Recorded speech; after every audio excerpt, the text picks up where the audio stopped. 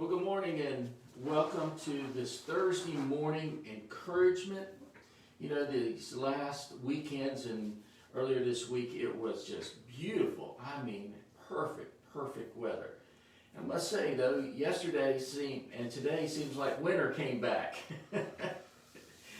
I was out yesterday afternoon as the temperature was dropping, and I was looking at the mulch that I put under my tomato plants and making sure that the soil under there was staying warm. And I know it wasn't getting that cold, but I was thinking about my tomatoes. I must say, I really like a good homegrown tomato. Matter of fact, I consider myself an amateur novice in growing tomatoes, but I sure do try every year. And I learn a little bit from the experts that I live around and some others that I know that in growing tomatoes. You know, last year I had these really big, beautiful plants, and everybody was saying, "What are you doing to your tomato plants?" And I said, "Well, nothing different than I've done before." But each year I learn some things that are how to make and how to grow better tomatoes. I want to share with you this morning some of the tips that I've learned about growing tomatoes. Again, this is confession. I am an amateur novice in this. I am just learning. So if you've got any tips you want to share with me, please do. Like I said, when the tomatoes start coming off the vine, I could eat them in the morning and at lunch and afternoon. I just don't need an excuse to find a reason to eat a good homegrown tomato. They're just so good. One of the things I've noticed, and some of the wisdom that's been shared with me, that to have a good tomato is you need lots of sunlight. Lots of sunlight. Not just a couple hours, and maybe, and we are blessed around here that we have good sunlight. It gets nice and warm.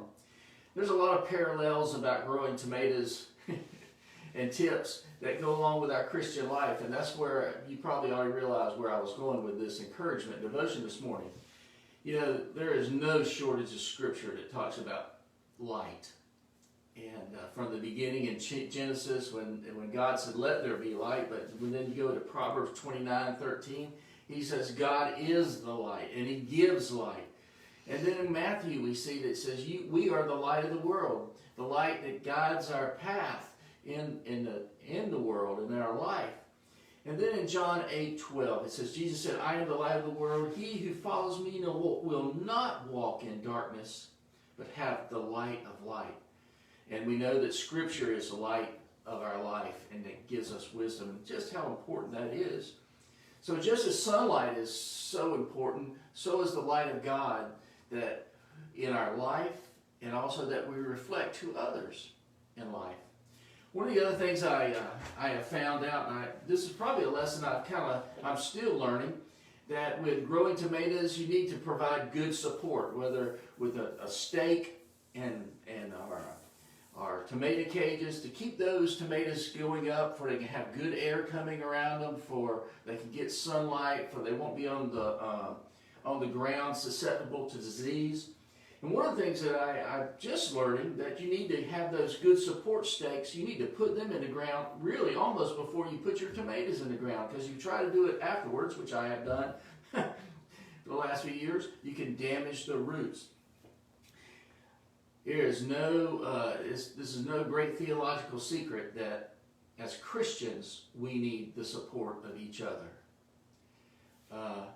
We need the support of our Christian brothers and sisters. We need the support of Christ in our time with Him and worshiping Him. It is something that we need so much. I know during COVID, that's some of the things that we've really missed, is being in a fellowship like we used to. Those days are coming to an end soon, thank the good Lord. I've also learned that when you're planting tomatoes, that you need to plant them really deep. And I guess this is one of the few plants or vegetables or shrubbery that you do that. But you say, you need to plant them really deep. They can almost, you can't go too deep in taking off some of those bottom leaves and putting them deep. And they say, I've been told that it produces additional roots that supply more nutrients and moisture. It gives protection from wind and storms, because if you got deep roots and the plant's deep, whatever comes by, it's not going to be just to blow it over. Boy, how true that is in our Christian life, that we need to put in deep roots. The scripture talks about, and the epistles talk about, that if you don't have deep roots, or you should be eating meat and instead of drinking milk. That's the difference in knowing what the truth is and not being led astray and becoming a mature Christian.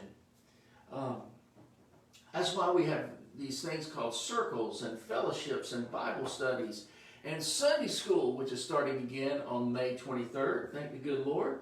That's why we have youth groups and men's groups and things like that. That because they produce additional supplies and give us protection.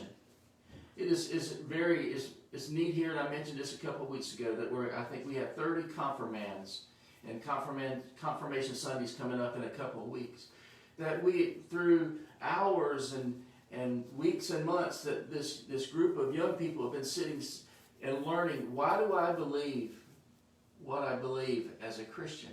Why am I making a commitment to Jesus Christ and to serve the Lord? What is the importance of that? And those are those deep roots that we set in that provide additional roots, and also later on provide nutrients and moisture for our life. And obviously, as I said, it protects from wind and storms, and we have those deep roots. Lord, do we get enough winds and storms in life? And some of them we see coming, most of them we don't see them coming. But it helps to sustain us, just like that plant is sustained when we get these storms or these thunderstorms that we get in this time of year. Another thing that I've learned about in planting tomatoes and growing tomatoes, you got to prune the plants.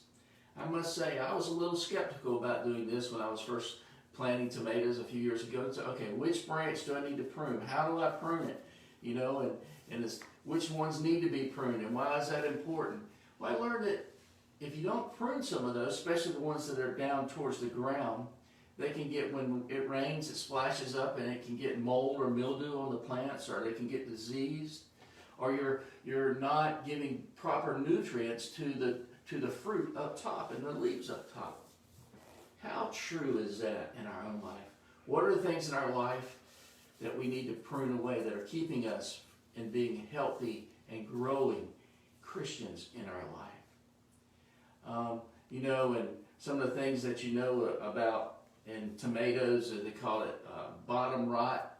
And why is that happening? Because they're not getting good calcium, or they're splitting because they're getting too much water, not enough water. That's why it's so important that we stay in fellowship with the Lord, fellowship in our own personal life, in Scripture, but also in fellowship with others. I've heard many times, and my neighbors have told me this, I've heard it in YouTube videos about growing tomatoes. It says, you are growing tomatoes, you're not growing tomato leaves.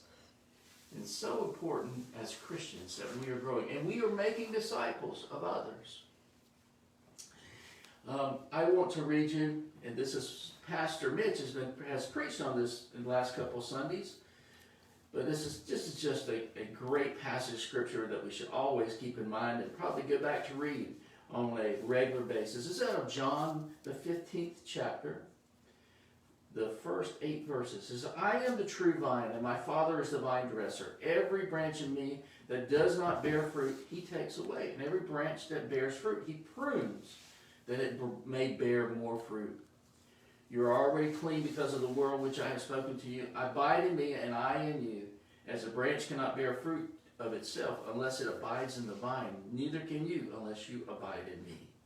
I am the vine, you are the branches. He who abides in me, and I in him, bears much fruit, for without me you can do nothing.